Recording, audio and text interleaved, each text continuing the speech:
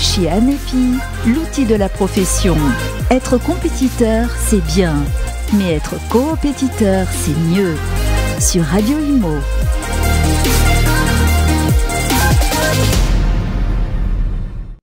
Bonjour à tous, bienvenue sur Radio Imo, bienvenue dans l'émission Fichier Amépi, l'outil de la profession. Vous l'avez compris, dans cette émission, nous allons nous questionner sur l'efficacité du fichier Amépi pour les professionnels de l'immobilier. Et pour ce faire, nous allons recevoir en plateau des invités prestigieux du secteur de l'immobilier. Ensemble, nous allons parler de coopétition. Alors, la coopétition, qu'est-ce que c'est ? C'est la preuve que l'on peut être concurrent, mais s'entraider, coopérer. Et oui, car tout seul, on va plus vite, mais ensemble, on va plus loin. Cette émission va s'articuler autour de deux plateaux. Cédric Lavaux, bonjour. Bonjour Bérénice. Vous êtes le président du fichier Amépi depuis 2 ans et je rappelle que vous êtes aussi agent immobilier à Ventouf et vous serez présent évidemment sur ces deux plateaux.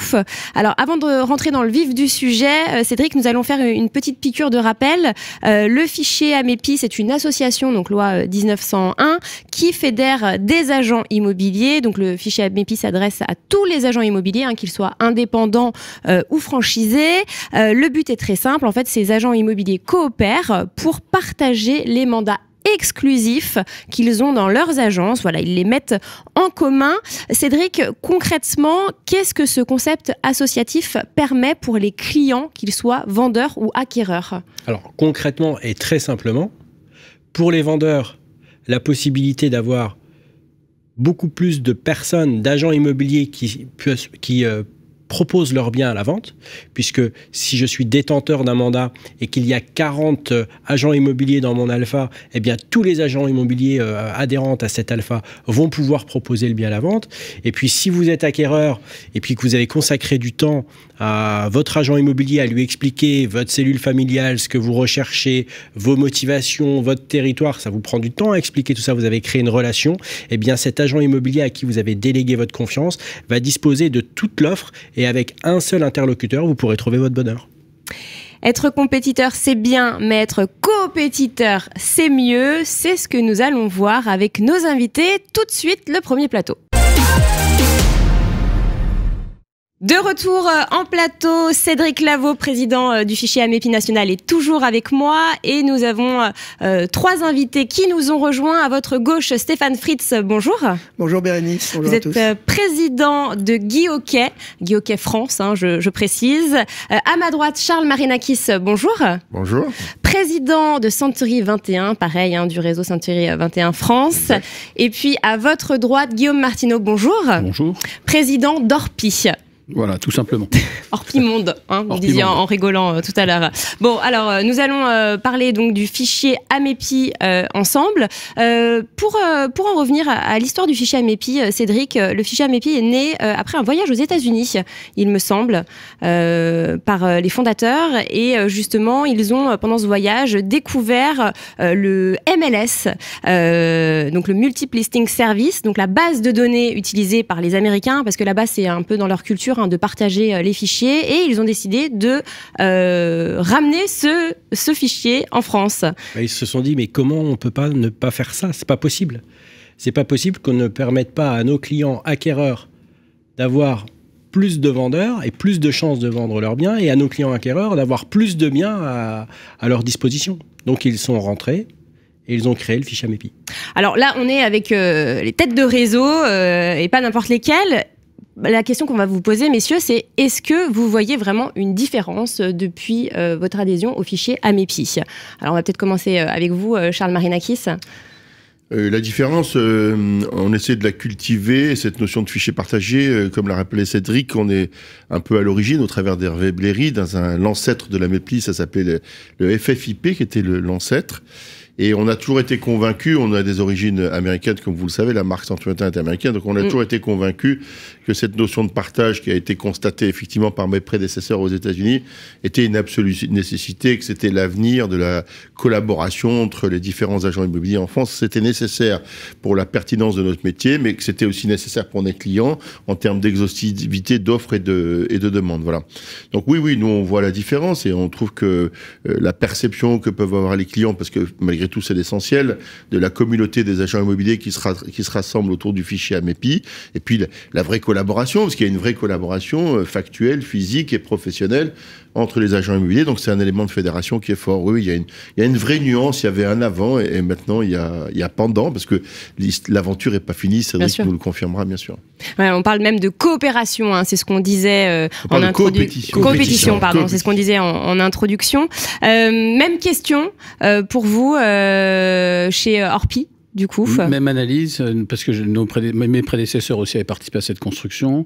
On s'aperçoit que nos agences qui participent au fichier AMEPI ont un chiffre d'affaires qui augmente aussi. Et puis surtout, ça a pacifié les rapports entre confrères, parce qu'on est autour de cette table. On a d'autres confrères qui passeront dans votre émission. On travaille ensemble. Je prendrai l'image d'un championnat de rugby, par exemple, le top 14. On a des équipes différentes. Il y a de la compétition, il y a de la compétition, mais on se respecte. On fait le même métier avec des règles communes, pas de la même façon. C'est-à-dire qu'on a tous notre façon de travailler, mais on a appris à se respecter, à se dire bonjour. Le fait qu'on soit assis simplement autour de cette table, eh bien, ça a déjà été fait, mais ça reste toujours un plaisir. Et puis, ça montre aussi à nos associés, à nos adhérents, qu'on peut être différents, se parler. Donc, il y a un très gros avantage à être au fichier AMEPI. Là, vous parliez de chiffre d'affaires tout à l'heure. Est-ce que vous avez un peu de data à nous donner ? Si je prends tout bêtement dans mon agence, je sais que l'adhésion au fichier AMEPI avait généré, on doit être à plus 22 ou 23% de chiffre d'affaires grâce à ça. On a des analyses, on voit que les agences performent. Et puis surtout, ça permet à nos clients, parce qu'il ne faut pas oublier l'intérêt client, d'y voir un bénéfice. C'est-à-dire qu'on fait gagner du temps à nos clients. On leur dit, vous serez dans tous les réseaux qui adhèrent à ce fichier AMEPI. Donc, vous aurez ce service en plus. Donc, il ne faut pas y voir qu'un intérêt que pour nous. Il n'y a pas d'entente entre nous au-delà du métier, mais surtout une entente pour que nos consommateurs, nos clients, soient mieux servis. Stéphane, même constat chez Guy Hockey ?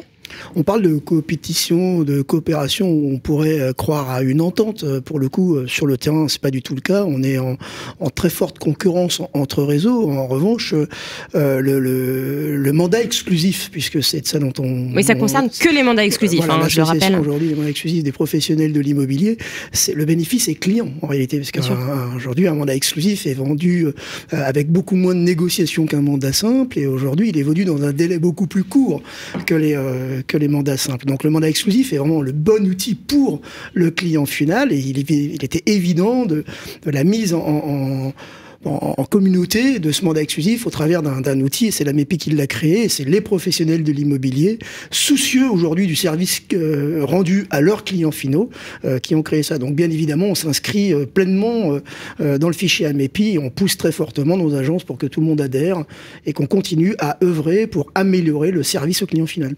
Et pourtant, il y a encore des réfractaires chez qui, justement, ce partage rime avec renoncement aux honoraires. Est-ce que vous constatez des personnes réfractaires au sein de vos réseaux, et qu'est-ce que vous leur dites ?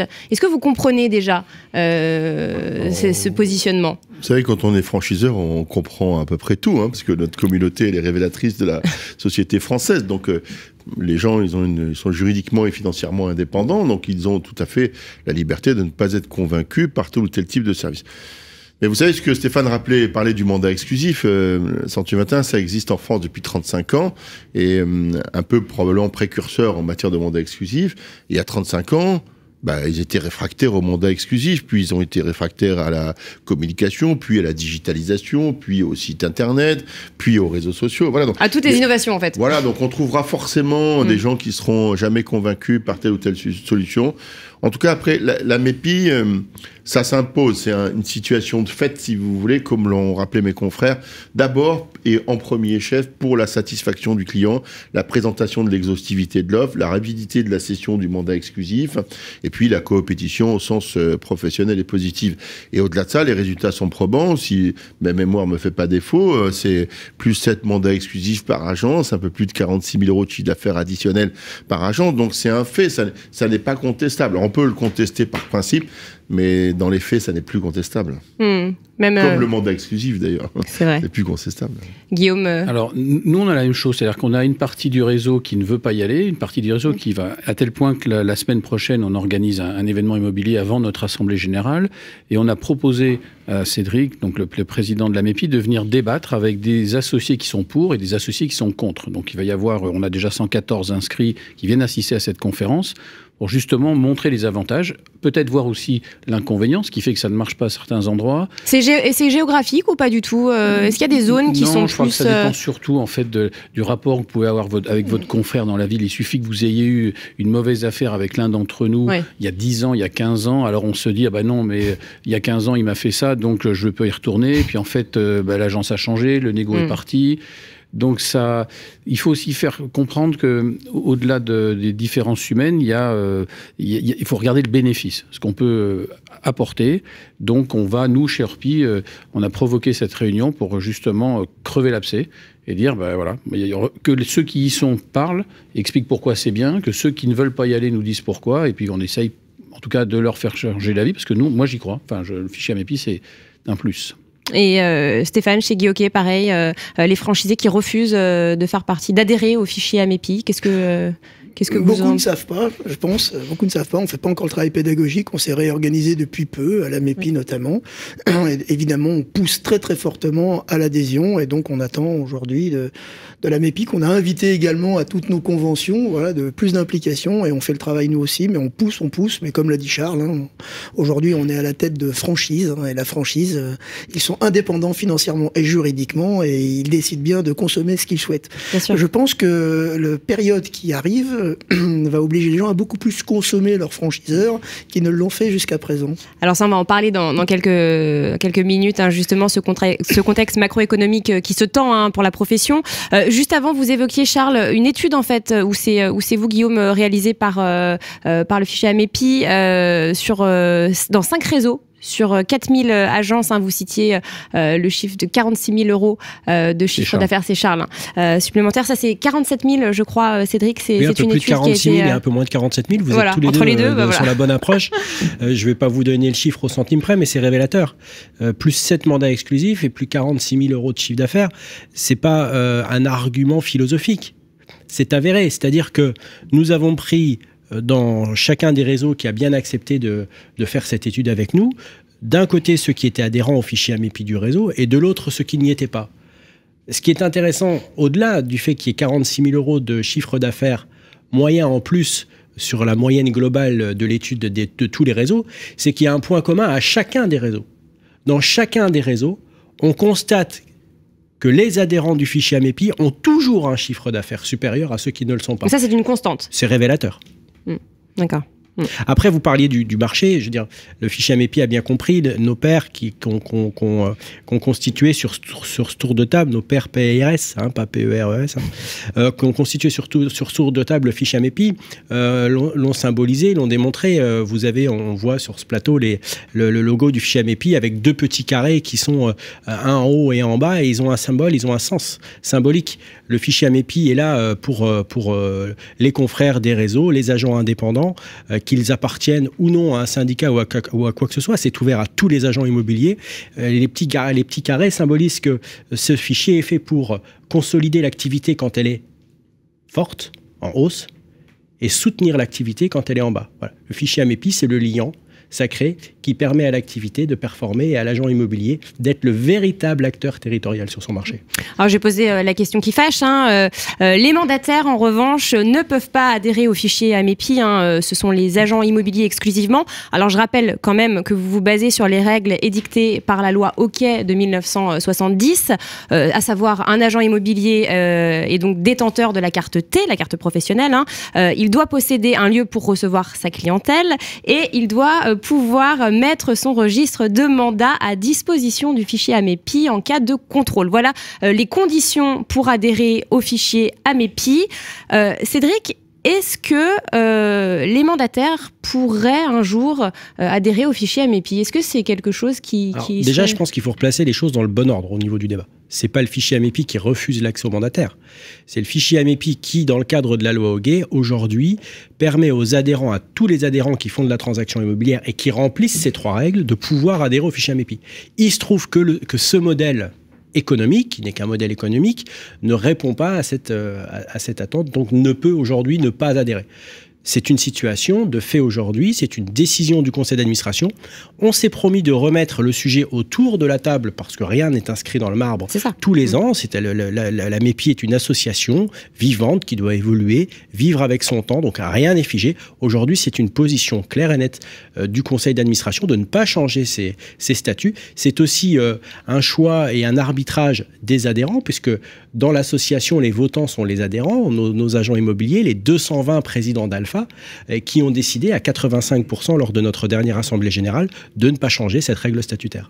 Messieurs, peut-être une petite réaction sur les mandataires. Là, pour le coup, Cédric a bien répondu, mais moi, ce qui m'interpelle, c'est que les mandataires, ils ont créé une organisation qui s'appelle la Maison des mandataires. Et je suis étonné qu'ils n'aient pas fait de fichiers partagés entre eux, déjà.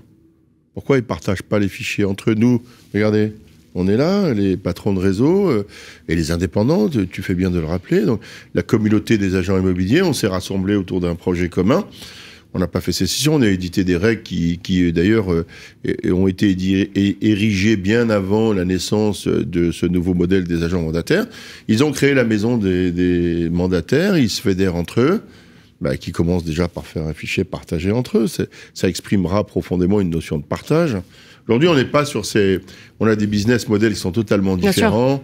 Nous, on est des acteurs engagés dans nos villes, dans nos cités. On paye des loyers, on a des façades, on a des collaboratrices, des collaborateurs, des assistantes. On investit localement dans tous les sens du terme. Et de ce point de vue-là... C'est pas le même métier aussi.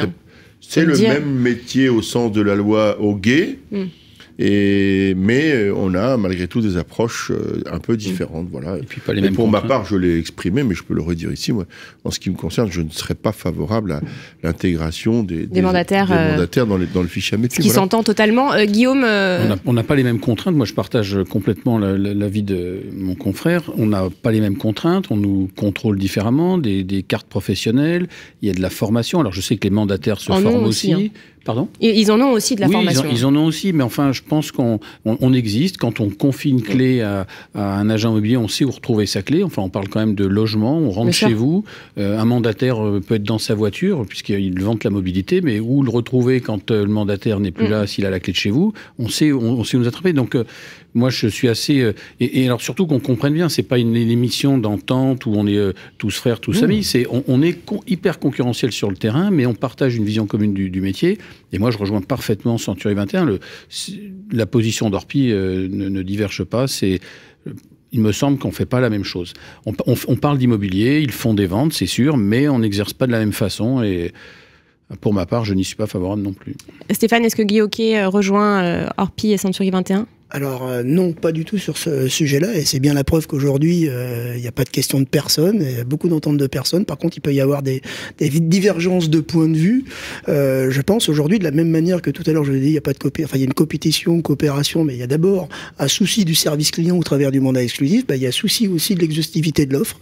Ça tombe bien, Charles en parlait. L'exhaustivité de l'offre, aujourd'hui, pour le plus gros des mandataires, c'est 182 000 mandats, donc 45% de mandats exclusifs, c'est plus de 80 000 mandats exclusifs. Je pense qu'aujourd'hui, l'offre, elle doit être retrouvée dans le même outil. S'agissant des règles, je suis complètement d'accord avec ce que dit Cédric. Par contre, on peut imaginer des règles pour ce modèle économique qui est maintenant implanté définitivement. On parle pas de 1000 mandataires comme c'était le cas il y a 10 ans et on en rigolait. Aujourd'hui, on parle de 47 000 professionnels. Je suis totalement contre, je suis pas le défendeur des mandataires, je suis totalement contre le modèle économique tel qu'il est construit, pyramidal à mon sens. D'accord ? Donc je n'aime pas du tout le modèle économique qui nourrit plus une personne que 10. On est plus dans le partage aujourd'hui dans les réseaux. Donc moi, c'est le réseau d'agences immobilières en vitrine, en cœur de centre-ville que je défends. Mais aujourd'hui, je pense pas qu'on puisse se défaire de ça pour nos clients finaux et pour partager l'offre, justement. Donc c'est quelque chose dont on discute, on verra comment ça atterrira au sein de la MEPI. En tout cas, le conseil d'administration, et sous la présidence de Cédric, c'est aujourd'hui saisi de ce sujet-là, et on va l'arbitrer ensemble. En tout cas, moi, je suis totalement favorable à l'entrée des mandataires, en tout cas de ce modèle économique dans la MEPI. certainement en 2 branches, en tout cas dont les dispositions et les règles sont à écrire, mais je suis pas, voilà, je pense aux collaborateurs qui sont des mandataires, souvent des anciens de chez nous, qui sont des gens qui travaillent aussi très bien, il n'y a pas que des mauvais. La crise va régler ce problème-là dans peu de temps, et donc aujourd'hui, oui, je suis tout à fait favorable à l'entrée de ce modèle économique. Moi, je suis favorable de toute façon à une profession, un syndicat, un outil de partage. Donc, voilà, je c'est des débats intéressants. Oui, alors après, sur l'exhaustivité de l'offre, sur la philosophie, je ne peux pas être contre, mais j'observerais qu'on serait le seul segment de marché ou la seule activité qui serait capable de présenter l'exhaustivité de l'offre. Il n'en existe pas d'autres, Stéphane. Donc je crains que sur ce point de vue-là, ce serait un vœu pieux. C'est comme si on pouvait trouver toutes les collections de toutes les marques de prêt-à-porter dans un seul magasin. C'est pas le cas, sauf sur le web. Et nous sommes des gens qui avons une présence physique. Voilà. Donc je comprends la philosophie et je la partage pour la défendre. Mais c'est vrai, et c'est bien d'ailleurs qu'on ait des divergences, c'est ce qui nourrit aussi nos conversations.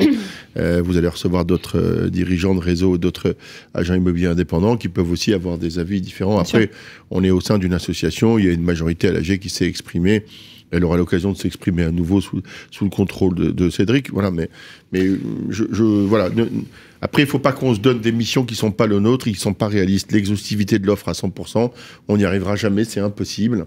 Donc déjà, si on arrive à se fédérer entre nous, ce qu'on fait très bien, et grâce à la MEPI, entre autres, je trouve ça extrêmement enrichissant, et puis ça fait beaucoup progresser la profession. Je ne suis pas certain qu'à vouloir finalement trop embrasser, on va finir par mal étreindre. Et puis je crois qu'il y a quand même, dans nos réseaux ou chez les indépendants, il y a une forme de respect de ce qui est fait. C'est-à-dire que sur les annonces, on a des DPE, enfin on remplit les missions. Et si jamais on ne le fait pas, on se fait toper par la concurrence qui vient, ou la DGCCRF, qui vient nous dire c'est pas bien et on vous menace de retirer votre carte professionnelle. Là aujourd'hui, moi je constate quand même qu'il y a un paquet de mandataires où les annonces sont pas conformes. Vous le constatez vraiment, ça? Oui, et puis sur le terrain, on a des remontées de tous nos associés ou dans d'autres réseaux nous le disent. On remplit les critères, on remplit les annonces telles qu'elles doivent l'être, et puis on s'aperçoit qu'en face, le jeu n'est pas joué de la même façon. Donc, moi, je pense qu'en plus, ce que venait de dire Stéphane, il y a un contexte. Les mandataires ont connu finalement une phase ascendante. Là, il n'y avait pas vraiment de crise. On n'a pas vu passer le modèle 2008 ou 92. C'est vrai que c'était les dernières années sont exceptionnelles. De belles années. Moi, j'attends de voir parce que le côté humain de l'agence où on retrouve des personnes et qui ne sont pas itinérantes, voilà. Stéphane, vous vouliez réagir? Oui, je suis d'accord avec Guillaume aujourd'hui sur les astreintes qu'on peut avoir et qu'ils n'ont éventuellement pas. Ça arrive aussi dans nos agences, déjà, de mal remplir les annonces. Ça arrive, mais au moins, je dis si elles sont dans nos instances, parce que je pense que les modèles économiques perdureront au-delà de la crise, mais on est d'accord sur ce sujet-là. Attendons de voir la crise. IAD, c'est 2008, CAPI, c'est 2002. Ils n'ont pas encore fait vraiment les crises, donc on va voir un petit peu comment ça va se passer. Nous, on les a vécues à 2 ou 3 reprises, 4, 5 pour les plus anciens.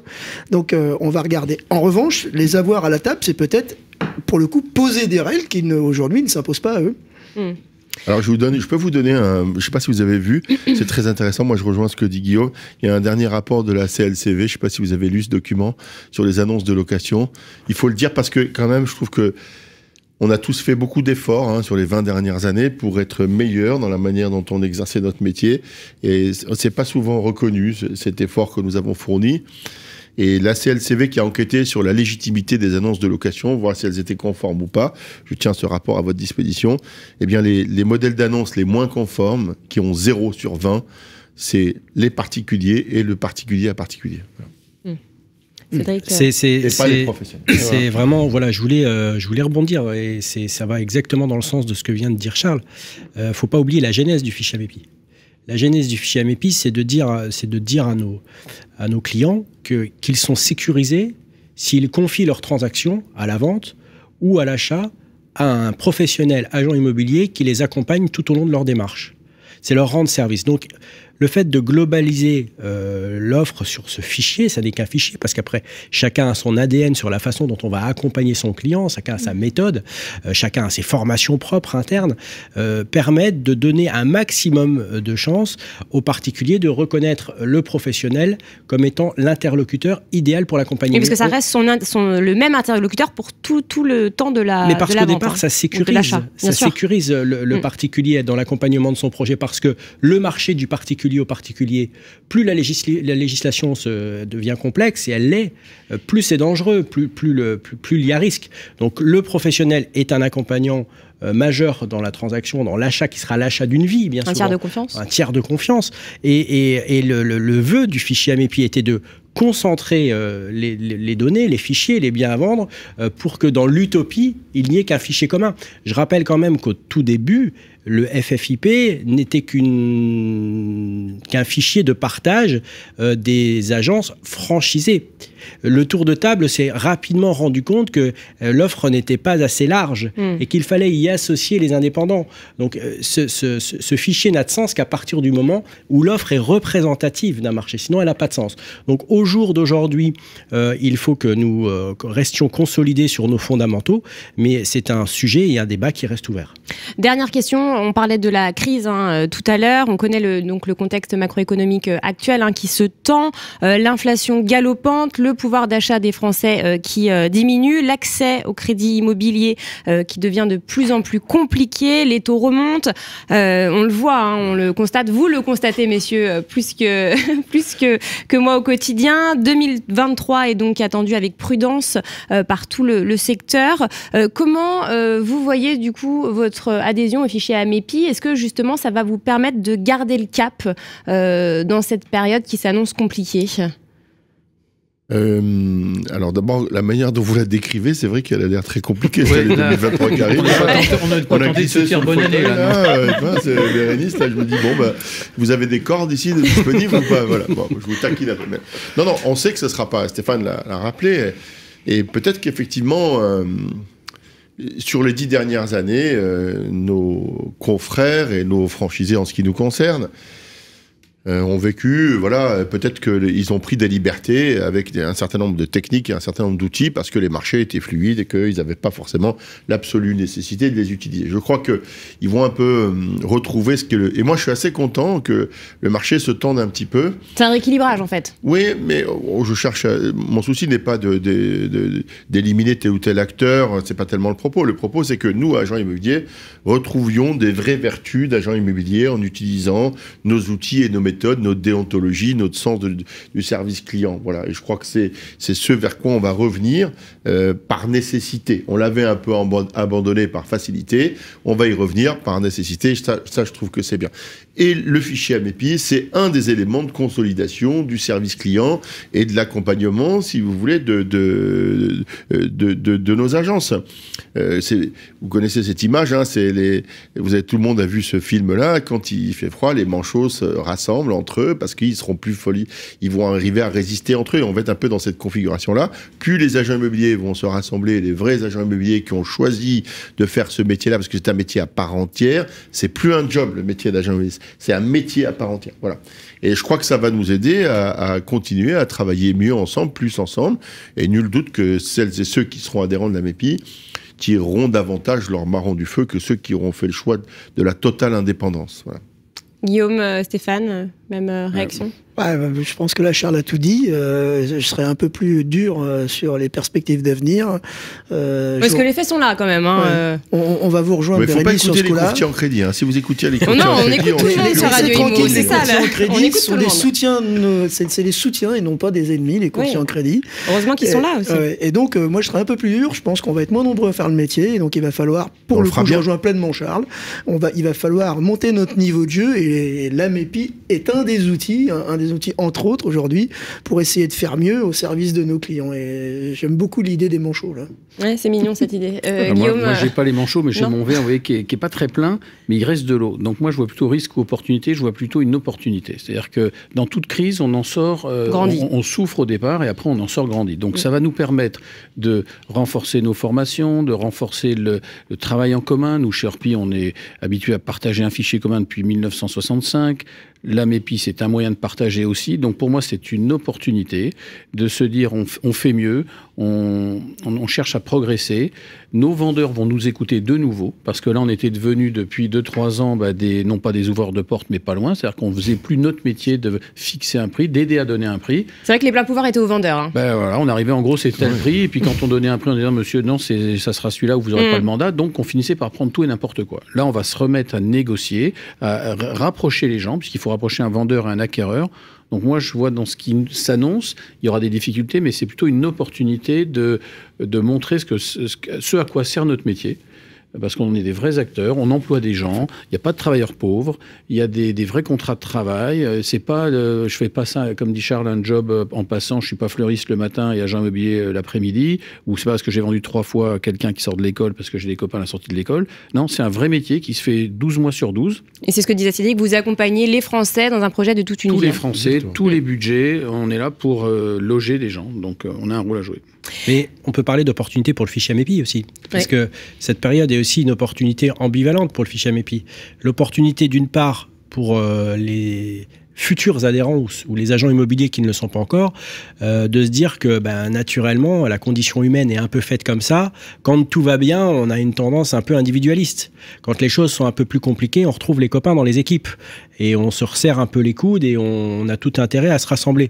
Puis pour reprendre un des propos de notre directeur exécutif Emmanuel Vasquez, il ne faut pas que dans cette ambivalence, l'agent immobilier et le professionnel soient concentrés avec ses œillères à se dire tiens, on va alléger le bateau, et pour alléger le bateau, on supprime et on vire les canaux de sauvetage. Ça serait un très mauvais calcul.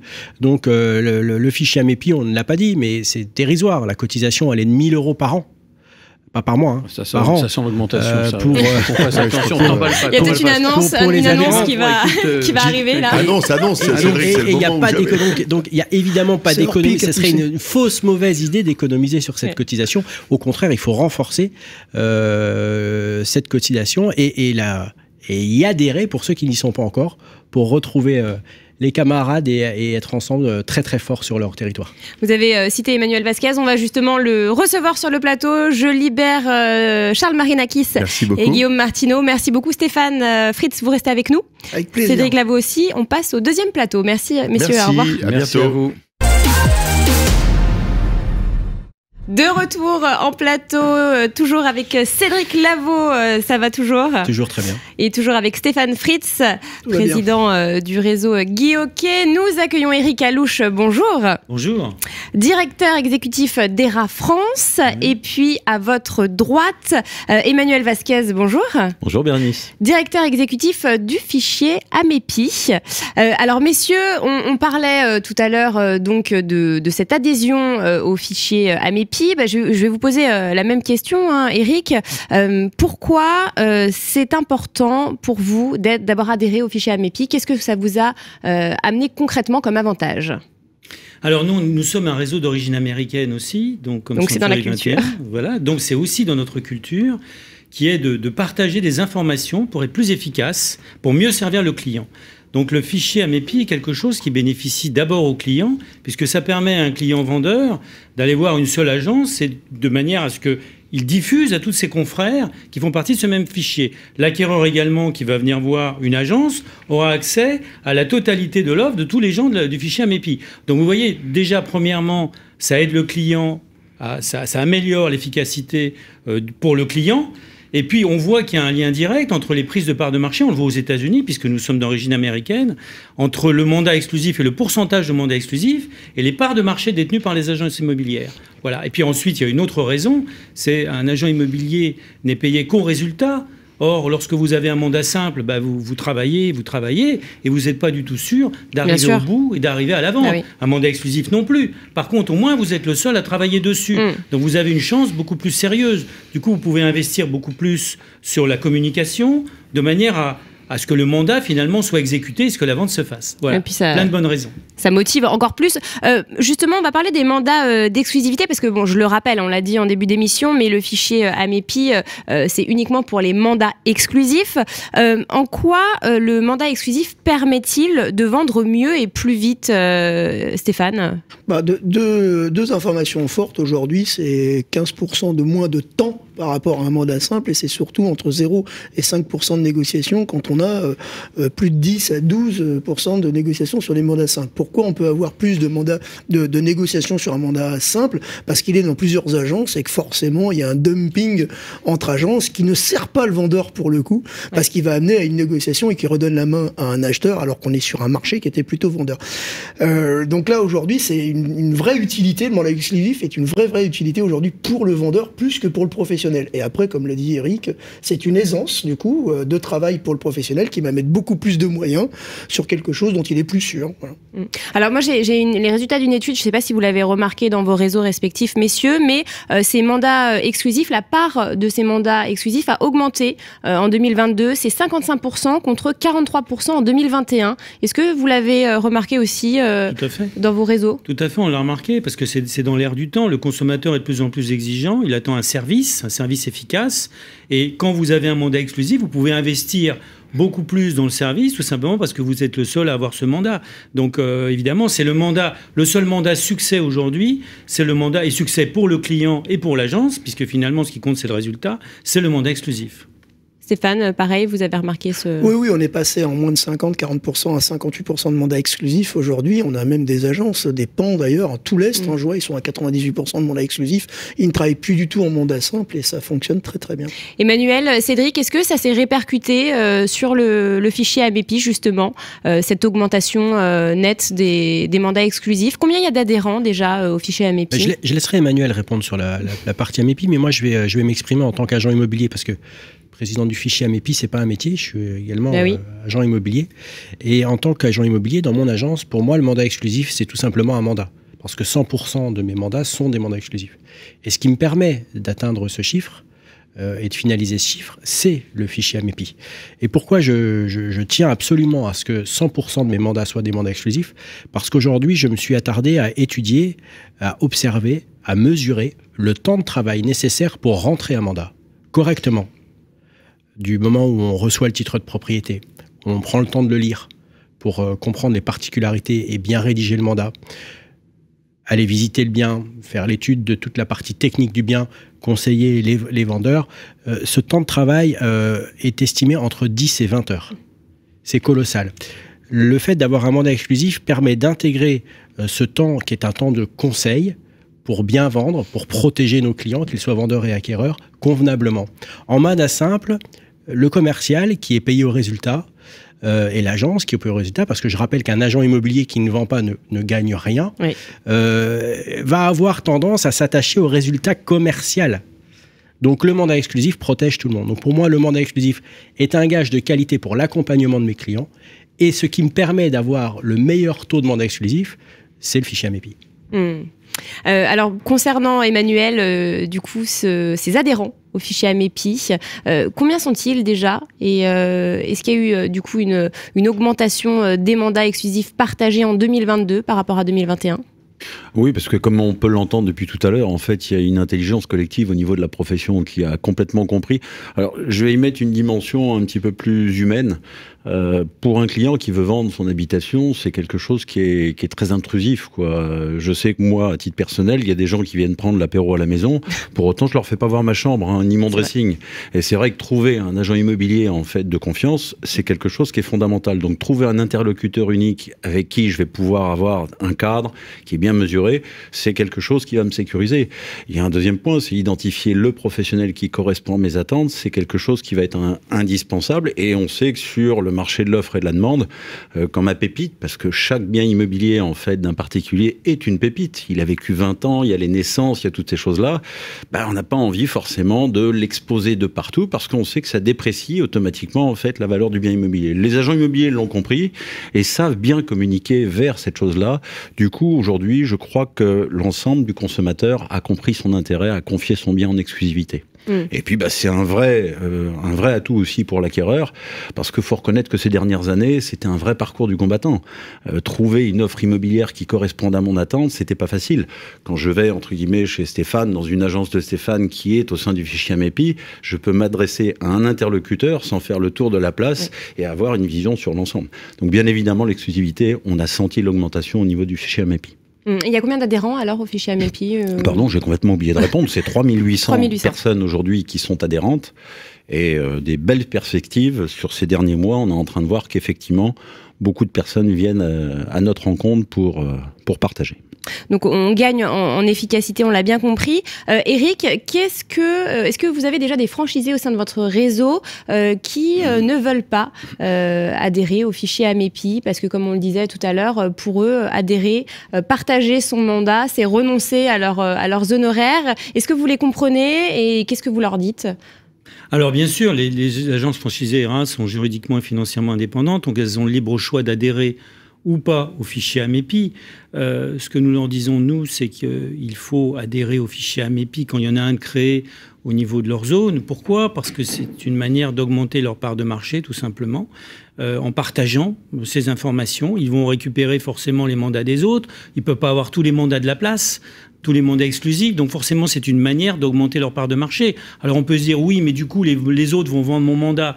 Oui, effectivement, ils vont vendre le mandat. Mais à ce moment-là, ce sera quand même une vente de fait. Et il vaut mieux avoir 50% de quelque chose que 100% de rien du tout. Voilà. Après, c'est un libre choix de chacun. Mais quand on voit globalement, avec les résultats qui sont aussi les mêmes chez nous, où on a beaucoup plus d'efficacité avec avec une agence qui est dans le fichier Amepi que d'une agence qui n'est pas dans le fichier Amepi, il n'y a pas photo.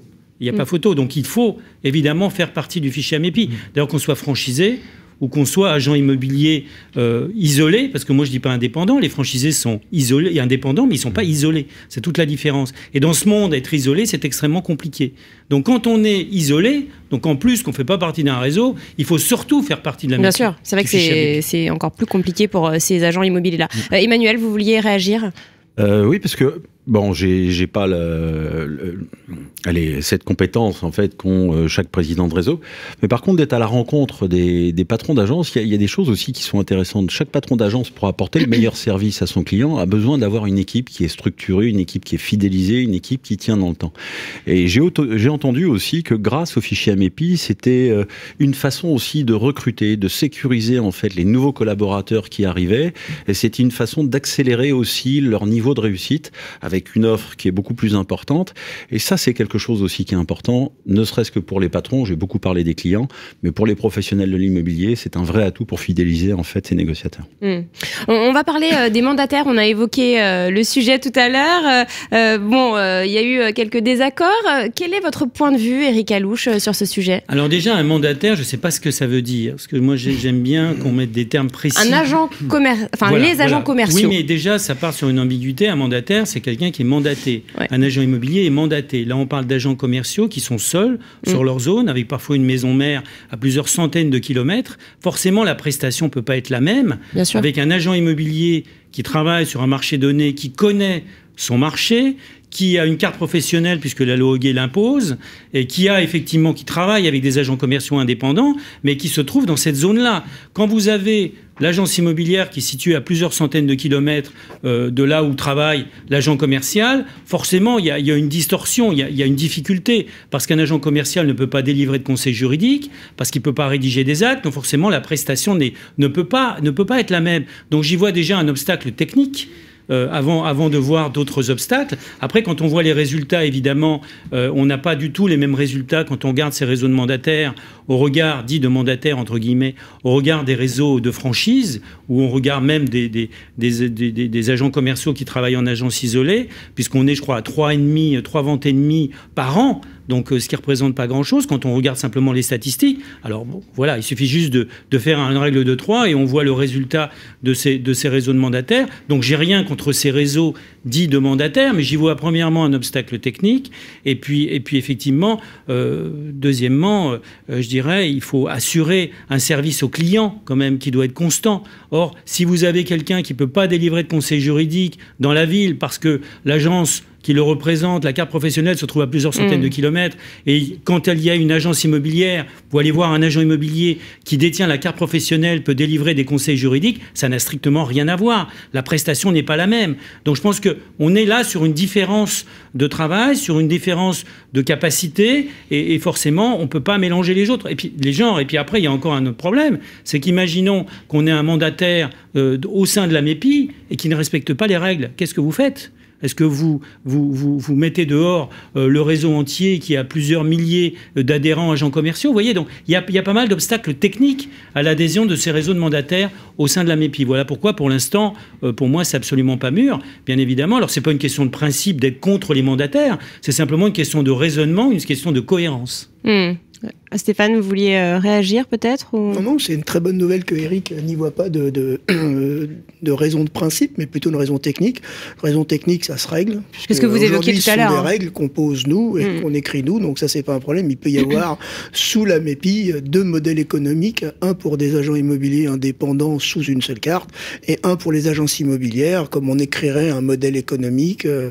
tout à 10 balles, tout à 2 € à l'unité. Enfin, tout ça, c'est que technique. Et évidemment, la bonne nouvelle, c'est qu'on a les statuts et qu'on peut le décider ensemble. Cette discussion bienveillante, encore une fois, a lieu en ce moment à la MEPI. C'est la preuve qu'il n'y a pas d'entente. Ça, c'est plutôt une bonne nouvelle. Et on verra comment elle atterrit, à mon avis, prochainement. Un petit mot sur le contexte macroéconomique, peut-être, Eric, et puis vous, Emmanuel. Justement, cette adhésion au fichier AMEPI, qu'est-ce que ça pourrait vous apporter pour les années qui arrivent? Alors, sur le contexte économique, on entend effectivement beaucoup de choses. Il y a l'inflation qui remonte, il y a les taux de crédit qui remontent, il y a la difficulté avec les taux d'usure qui bloquent certaines catégories de population qui ne peuvent pas effectivement avoir leur crédit. On le voit, les transactions sont au ralenti, hein. Bon, après, on n'est pas non plus dans un cataclysme. C'est vrai, quand on a connu une période avec 1 200 000 ventes à l'année, et puis qu'on descend, là, on doit être à 1 133 000. J'ai regardé les statistiques, aux dernières statistiques de septembre.